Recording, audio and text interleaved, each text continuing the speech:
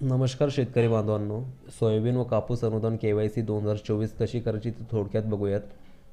गव्हर्नमेंटची website enter करूयात. इथे website आहे UETSCA agridbt.maha.it.gov.in.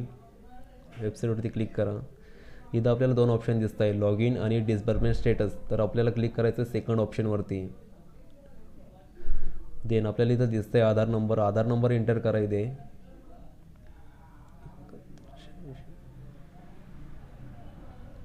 खाली दिसतोय आपल्याला कॅप्चा सर्व कॅपिटलमध्ये एंटर करायचा. IZIPG.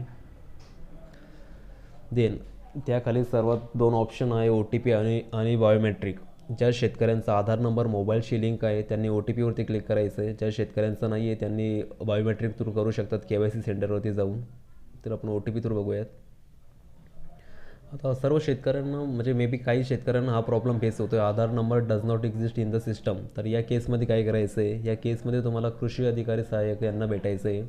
त्यांच्या पोर्टलवरून तुम्हाला KYC करून घेणं गरजेचं आहे. म्हणजे त्यांना गव्हर्नमेंटने एक पोर्टल अलॉट केलेलं असतं, स्पेशल असतं त्यांच्यासाठी ते सेपरेट.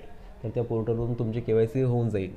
तर सर्व शेतकऱ्यांना विनंती आहे की त्यांनी कृषी सहाय्यक अधिकाऱ्यांना भेटणं